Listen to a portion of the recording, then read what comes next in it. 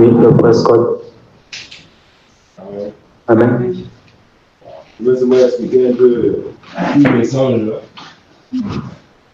Amen. C'est pour dire simplement que l'évangélisation, on n'a pas évangélisé. Ce n'est pas physique, c'est spirituel. Donc, il y a un truc qui se passe dans l'esprit. C'est l'échange à chaque fois, c'est un mystère qui se passe à chaque fois que tu pries pour quelqu'un ou à chaque fois que tu exhortes même quelqu'un. Ça, il y a toujours le même mystère qui se passe. C'est l'échange. Ça, c'est pas aussi quand on impose les mains à quelqu'un. C'est toi. En fait, vous écoutez comment je dis, non? Prenez mon joug qui est léger. Donnez-moi vos paroles. C'est un échange qui se passe, qui se fait plutôt spirituellement. Ta vie va partir dans la personne, ce qui va délivrer la personne. Et les impurités de la personne va venir chez toi. Il faut que toi tu sois prêt pour supporter les charges. Tu veux écouter, comme elle a dit là, les esprits là peuvent te poursuivre, ils peuvent te suivre maintenant jusque chez toi. Maintenant, si toi tu ne connais pas qu'il faut te purifier, il faut te lever pour faire un travail, c'est là où toi tu peux chuter. Amen. Tu peux chuter un jour, ça dépend du moment. Que les esprits là peuvent prendre le temps pour te combattre. C'est comme ça, c'est quelque chose qu'il ne faut jamais oublier quand on parle, quand vous partez évangéliser là. C'est pas un jeu. C'est ça. C'est pas comme c'était la blague. Quand tu fais le travail, fais le mien. Parce que ça te recharge, le jeûne c'est ça, ça te recharge spirituellement. Ça t'équipe. C'est un mystère qui se fait dans toi que tu ne vois même pas, tu ne peux pas savoir. C'est comme ça. Et il faut savoir aussi que dans tous les lieux que vous partez là, même si tu connais Mwanda, il y a un autre Mwanda dans Mwanda. C'est comme ça. Comme ça qu'il disait là. Maintenant, on est parti là-bas, voilà, il était surpris de voir que donc ici, là, il y a une ville dans la place là. Oui. Le carrefour que tu connais là, peut-être n'est plus le carrefour que toi tu connais physiquement. Ça peut être une grande ville là. Ça peut être même un grand marché. Un marché mondial, international, mystique. On fait le business des choses. Que tu ne connais pas. Il faut que toi tu sois préparé parce que là où tu pars à l'endroit, tu peux aller ramasser des choses négatives que tu reviens avec sans te rendre compte. Et tu prends le coup. Tu vas voir beaucoup de choses peuvent t'arriver. Parfois tu peux dire, qu'est-ce qui m'arrive? Tu peux te poser 1000 fois des questions. Alors que ce sont dans les relations qu'on passe. On va aller rendre visite quelqu'un simplement. Quand tu vois des endroits là physiquement. Alors que il y a des choses qui se passent dans le monde que nous sommes là. Il y a d'autres mondes dans le monde que nous sommes. C'est comme ça. Ça peut être une maison, dans la maison que vous partez là. Je parle là-bas on fait beaucoup de choses là. Ça peut être la maison là peut être un hôtel spirituel. Là-bas, ça peut être une salle de conférence. Je parle là des hommes mystiques. Ça peut être leur lieu, des rendez-vous. Mais dans un lieu privé, dans un lieu grandiose, on n'est pas n'importe comment. On n'est pas n'importe comment. Je veux dire, en fait, on n'a pas accès n'importe comment. Donc, tu peux être chargé là-bas du négatif quand tu parles. Ce sont les réalités qu'il faut savoir. Quand tu parles, il faut être concentré dans ce que tu vas faire. Là-bas, il faut être préparé. C'est comme ça. C'était juste pour dire un peu, pour dire que ce n'est pas l'amusement. Il faut être concentré dans ce que vous partez faire. Revenir aussi bien. C'est comme ça là. Sinon, tu peux partir. C'est une guerre et tu as de le faire. Là. Tu peux partir en guerre et tu meurs. C'est-à-dire que tu vas recevoir une balle mystique. Et tu reviens avec une autre douleur, un autre problème qui peut se manifester tôt ou tard. Peut-être même 6 mois, même après 2 ans. Après, tu vas chercher l'origine. Mais c'était le jour que tu étais allé à l'évangélisation, telle date, que tu as reçu tel dépôt dans toi, maléfique, qui va te travailler maintenant toi à ton tour. Parce que c'est les démons, c'est les esprits mauvais qui gèrent le monde. Celui que tu vas délivrer là, il est géré par les esprits, les mauvais esprits. Alors ils ne peuvent jamais accepter qu'une âme soit délivrée. C'est comme ça. Donc, toi qui viens délivrer là, il faut qu'il te questionne, c'est biblique.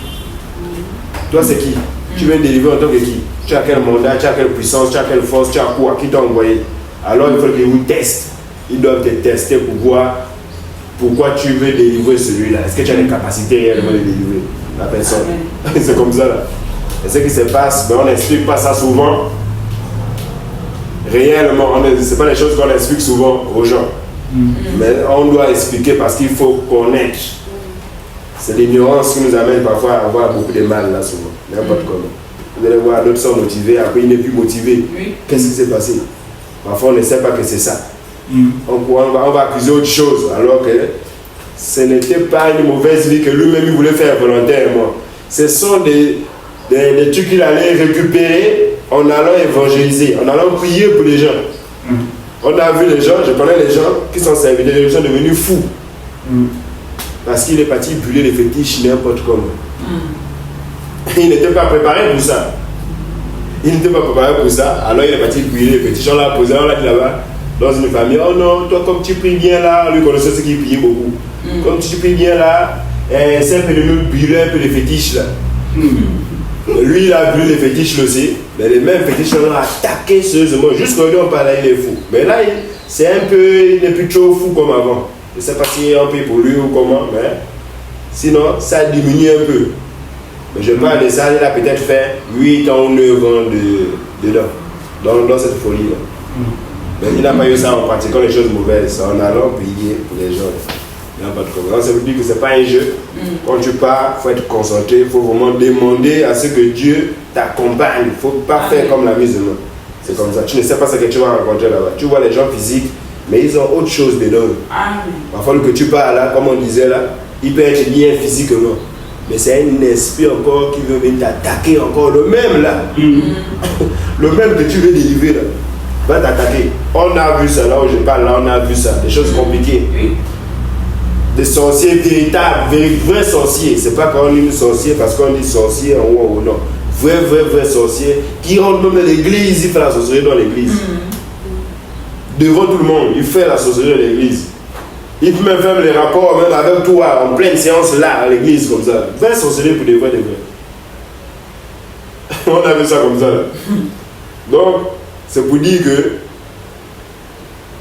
prenons les relations au sérieux, c'est un mouvement spirituel. C'est pas charnel, c'est spirituel. Il faut vraiment te préparer et tu mets ta foi au Seigneur, confiance au Seigneur, tu pars, tu fais ce que tu as à faire. Il ne faut pas être distrait. Il ne faut pas être distrait même un peu de quoi que ce soit. Même si un Dieu qui fait rire, ne rit pas. Même si un Dieu qui veut te faire rire, ne rit pas. Fais ce que tu as à faire et puis tu pars, tu rends grâce, tu confies au Seigneur, tu sais au Seigneur et puis tu es protégé par là. C'est comme ça. Parce qu'on ne donne pas accès au diable, il ne faut pas lui donner même un peu l'accès. Parce qu'il va chercher toujours les vases et moyens pour t'atteindre. C'est comme ça. Ce qu'il faut retenir, c'est l'échange qui se passe. Il y a l'échange. Il ne faut pas revenir avec une douleur spirituelle. Là où il y a d'autres qui ont non, de bonnes parties là-bas, là j'ai mal au corps, oh je suis cela, je ne dors plus bien, j'ai comme ça là, oh je vois des choses compliquées la nuit. Oui, c'est des choses que tu es parti, c'est l'échange que tu es parti faire là-bas. Mais dans l'échange en question, toi tu n'étais pas concentré. Parce que quand tu vas être déconcentré, quand tu vas tes pensées vont divulguer de part et d'autre inutilement, c'est là où le diable entre maintenant dans toi. Tu ne peux pas voir ça, c'est mystique, c'est spirituel, c'est invisible. C'est dans la distraction qui rentre. C'est pas quand on va te donner, lui que tu parles va te donner un truc, non. Mais c'est dans le comportement que tu vas afficher que le démon entre maintenant dans toi. C'est comme ça là, il faut être concentré. Vous allez voir Jésus, quand il partait avec les disciples là. Lui n'était les autres les autres faisaient bien comme c'était dans le show, les comment, mais Jésus était toujours concentré dans ce qu'il faisait. Parce qu'il connaissait qui étaient les démons. Qui étaient les démons. On ne les voyait pas physiquement, mais il sait qu'ils sont dans les...